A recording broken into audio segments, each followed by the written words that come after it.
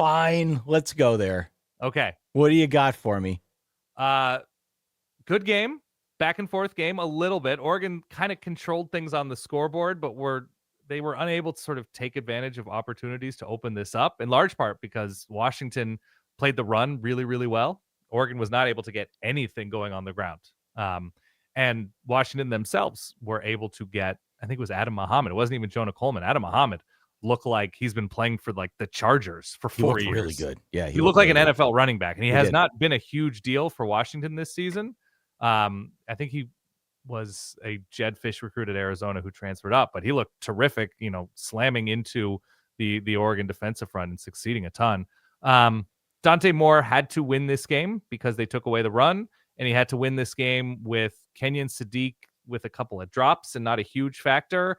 And obviously no DeCorian Moore and Gary Bryant Jr. They're numbers 1 and 2 wide receivers, and made some incredible throws. The Oregon defense came up big with some interceptions. One of them was game sealing.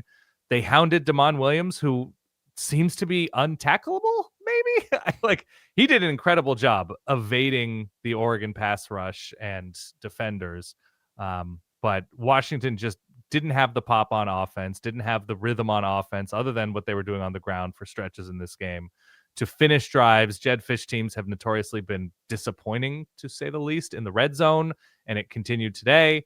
And Oregon got a ton out of their kicker, your favorite name in the sport, Atticus Sappington. Can't be a real name. Seems to be, but I can't confirm it. That can't be real. Malik Benson was huge in this one. He had a long touchdown catch, the Florida State transfer. Yeah. Jamari Johnson, a very good game, tight end number 2 behind Kenyon Sadiq. And Oregon protected Dante Moore pretty well, all things considered, with how their offensive line is beat up. And they will secure somewhere between like the 5 and 7 seed, it seems, right? It does. And I do think, depending on what the committee ends up doing, and we talked about this on one of the episodes from this past week, though it looked for a minute like the Solid Bowl would be off, I think there are real possibilities now that the Solid Bowl between Notre Dame and Oregon could be back on. It depends on the seeding. Sure. I do think there's a real chance here that Penn State's not going to be playing in the playoff. That Notre Dame is going to get bumped down to like number 10. Yeah. And if that's the case, then it could open up the door for potentially a Solid Bowl in the first round between Notre Dame and Oregon. Oregon would likely host that game, but I think as opposed to who? As opposed to the Tokyo Dome? As opposed to the Tokyo Dome. I think Oregon at the 5 seed playing against the 10. Yes.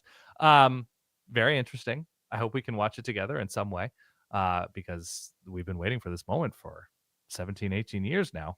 It'll be very interesting if Notre Dame makes the playoff, which seems like they are. There's a conversation for another day, but I'm hopeful that we get that matchup at some point soon.